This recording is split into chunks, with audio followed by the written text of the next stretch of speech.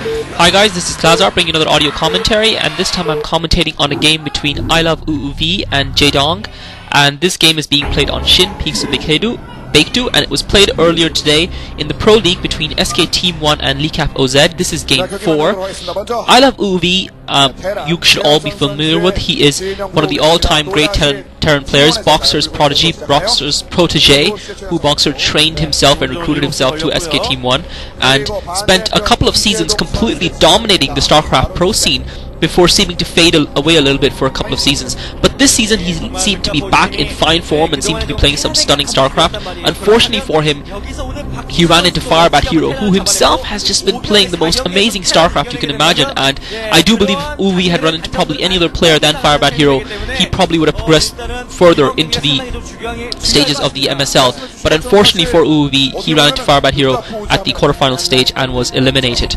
But I'm still excited to see this game. I'm really looking forward to this game because I do feel that Uvi is going to be able to deal a lot of damage here. I do feel that Uvi has been resurgent this season, and with no Star League games to practice for, I'm sure he's quite well prepared in practice for this game on Shin Peaks of Baekdu versus Jaedong. And just for clarification, Uvi is in the bottom left corner at the 7 o'clock position, and Jaedong is at the 1 o'clock position in the top right. And obviously this map only has a single spawn location, so that makes it very easy to scout, and Jaedong has just sent that overlord down. Uvi has yet to send any SCVs out to scout. This map, you can see, usually rushes tend to not be very prominent on this map, because they're quite difficult to execute. And so you can see both players going for a fairly standard build. Jaedong going for that fast expand just outside his main, taking his natural expo, and I expect Uvi to do the same. I feel that this map in the longer run is slightly favouring Terran players, probably because of the fact that there are lots of places where you can siege from, and it's very easy for Terran to set up defences along the line of the map, and it's quite difficult for a Zerg player to flank the Terran player on this map. They have to be very careful. And we did see a very great matchup between Flash and Odin on this map. That was Terran versus Zerg as well, and Flash obviously coming out on top in that matchup. But Odin did have difficulty versus Flash, even though it has been commented that Flash did mess up his Medic and Marine micro a little bit, and that was just probably a little bit of his inexperience showing.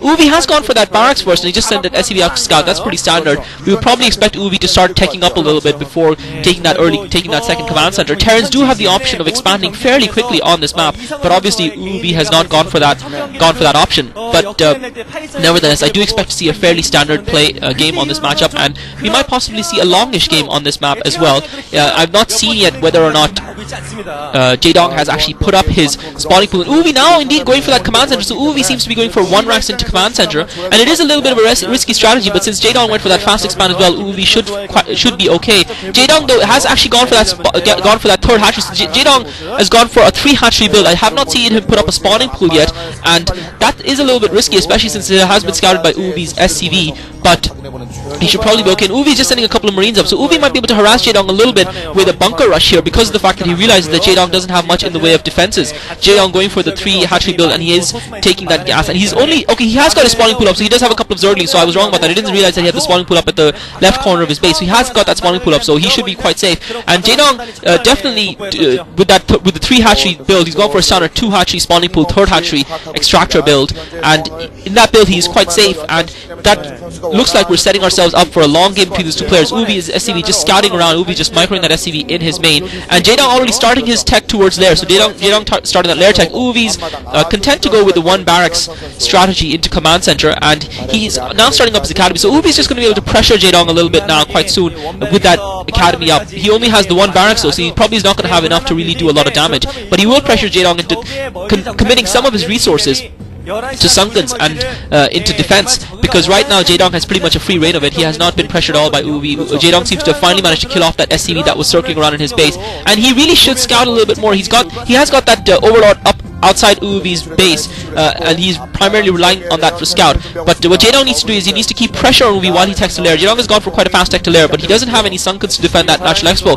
And this is one of the things I don't like about Zerg players, that they often fall prey to a medic and marine push early on in the game without ever actually even setting up a defense. And I think that's pathetic. If you die to a medic and marine attack without, and Uvi just taking out that overlord, Uvi just pushing that overlord back with his marines, he might be able to actually kill that overlord, goes out of the range of the marines. So that overlord is not really going to be able to see as much of what is going on at Uvi's Natural Expo, but Jaedong has sent a couple of Zerglings down just for that purpose, just to cover around the map to make sure that UOV's, and Jaedong seems to be producing a lot of Zerglings here, so we might actually be seeing a Zergling rush by Jaedong. I'm sure UOV has medic the Marines out though, so if Jaedong tries to go for a 3 hatchery Ling attack, that's not going to be successful in my view against a player of UOV's caliber. I think Jaedong is just trying to make sure that UOV stays back in his main and doesn't harass him at all, and just trying to keep UOV pinned back.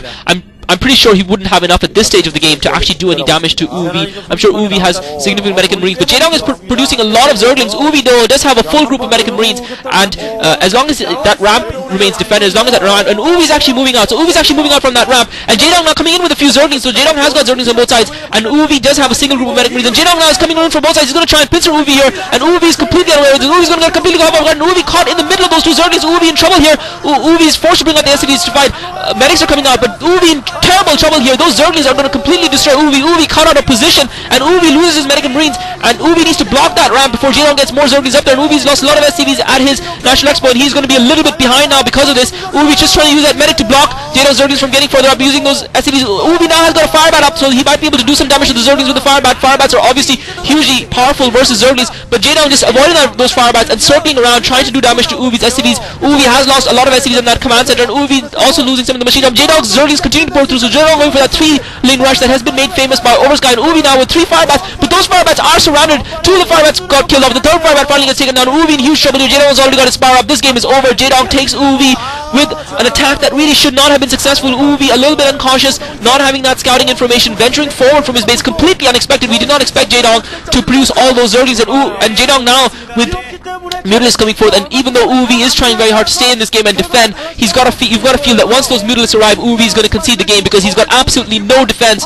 He has got an engineering there, but he has no turrets, so he has no defense versus those Mutalisks, and he has lost too many SCVs as it is. UOV only with about 5 or 6 SCVs remaining on the ground, and in dire straits here, and those Mutalisks are going to end the game for UOV. So brilliant play by Jaedong. He went for a slightly risky strategy. He didn't go for any Sunkens to defend, and instead he relied on Zerglings to keep the pressure, and he seized the opportunity to attack UOV. UOV moving away from that ramp, leaving that ramp undefended, and that was a little bit uncharacteristically unfair. A little bit uncharacteristically uncautious of UOV leaving that ramp undefended and going down to Jaedong. So great play by Jaedong. He continues to impress. I still don't feel, and that is just an absolutely ridiculous ceremony. So GG guys. It'll be interesting to see what Jaedong can come up with in the future. He still has a way to go.